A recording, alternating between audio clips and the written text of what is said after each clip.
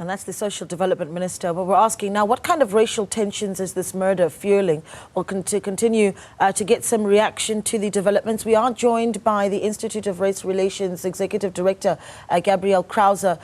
Gabriel, good morning to you. Thank you so much for joining us. I want to start with this. You hear of this incident of these two women in Limpopo shot down, killed, and then fed to pigs in a pigsty. What was your initial reaction when you saw the story? Horror. I was aghast. It's a pretty, it's a seriously grim tale. I just need to step back from that for a second and say I'm the Executive Director of IRR Legal, not the Institute of Race Relations. Okay. But IRR yeah, on the Legal, story, got you. On this story, it's I think it at a human level, it's a tragedy. At a national level, it seems to bring together concerns that echo daily across millions of South Africans' lives, concerns of poverty, concerns of crime, concerns of potential police inadequacy, and concerns about whether justice can and will be done, particularly when people's lives are affected or taken in rural South Africa. You know, there's, of course, the big discussion around whether or not we look at this incident and the two lives lost here, and certainly what took place, as something that is racially fueled. What do you say to that debate? I say, let's go into that with both eyes open. My view is that that kind of possibility shouldn't be foreclosed. It's possible. It is possible. And it also shouldn't be assumed. I have worked on several murder cases and alleged murder cases in rural South Africa, including in Limpopo. And sometimes people's assumptions that race is one of the motives turns out to be wrong. And sometimes race does turn out to be a motive.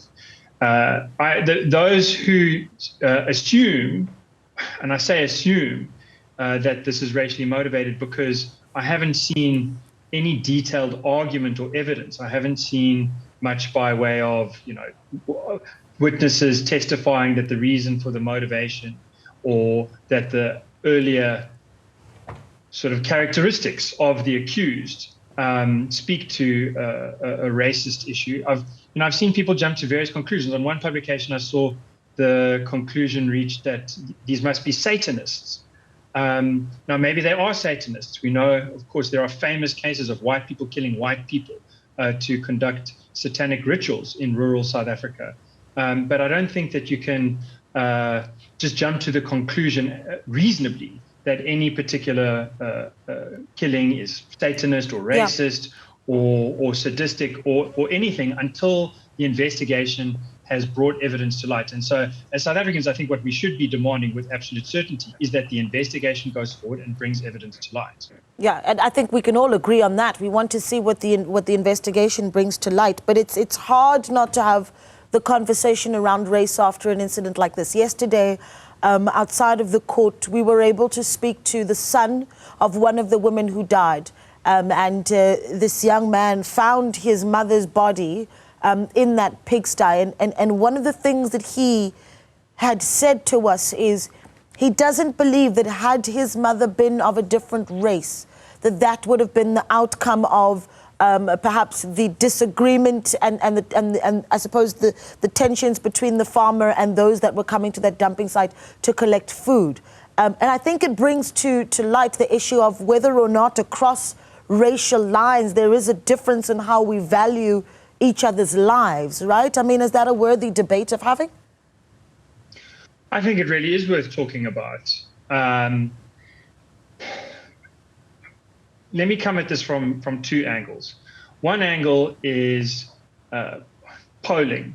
And the reason the polling is important is because it's not perfect. Polls get things wrong. But it does give a kind of bit of evidence for how lots and lots of people think who are across the country in different situations. And the polling by the Institute of Race Relations, the Social Research Foundation, Afrobarometer, a whole suite of polling organizations, sort of people get asked the question like, do you want to get along with people of other races? Do you think we need each other? Echoing the comments that were in the news clip that came before this. And not everyone says yes. You know, there's a minority within every race group, white, black, Indian, colored, who say, no, I don't need other people of other races. I only want to stick to my own race. And so they're communicating that they do see lives as being very, very different. But the overwhelming majority of within every race group, the overwhelming majority, I mean, it's like roughly like 80%, say we all need each other and that we all need to work together. And when we ask questions like, have you personally experienced any form of racism? The results have been getting worse over the last few years, but it remains the case that the majority of South Africans in all races say no. I haven't personally experienced any racism. So I think that speaks to the idea that a lot of people are feeling like, you know, they see these terrible incidents and they know about terrible incidents, maybe even in their lives, but that, you know, their everyday life, they are wanting to engage non-racially and they are feeling that happening. And the second angle of approach is my own work. I've spent many, many months, if you add it all together, more than a year, going around rural South Africa, speaking to desperately poor people, people who are landless, jobless, on the brink of starvation. And I've got to say, I mean, sometimes I have been threatened and spat at, but the overwhelming majority of the time, I have been treated as a human being. I have been treated respectfully. People with like nothing to give have given me respect and given me their stories. And I think that it's important, you know, just to speak to my own lived experience, that I think that while there are those who want to sow division and who want to latch on to an incident like this to say this is actually how it is everywhere all of the time, I think that a lot of South Africans are trying to work together and see through that. And if this is a racist case, then to treat that for what it is. And if it isn't, not to think that it's therefore not tragic. You know, if race had nothing to do with this, if he would have killed, if it was a murder, which it seems very much like it was, if it was a murder and the murderers would have killed him if they were white, Indian, or colored, then that hardly takes away from the tragedy. I mean, the tragedy is that two human beings' lives were lost and that a husband has now lost his wife, has been shot, recovering in hospital. I mean, that's the real essence of it. It's really a human problem, no matter what races are involved. Yeah, and again, it comes down to whether or not across racial lines, and this is not just about,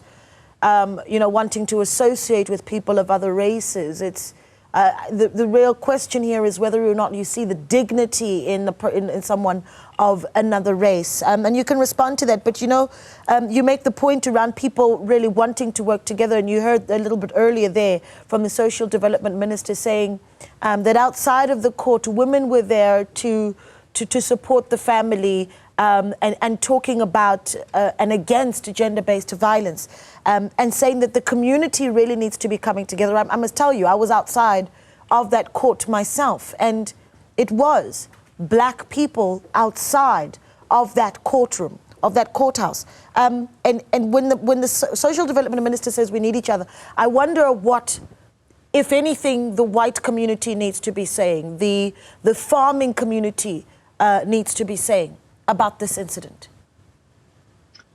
Well, I'm not sure that there is a white community or a black community. My experience, I haven't been to that particular area, but my experience is that usually you have people who are, working together and relating across racial lines, so that there's, an area community that includes both races. I hear you on the fact that the only people protesting were black. I think that white people, whether they're workers in farms or owners of farms, or not involved in farming at all. I think people of all races and all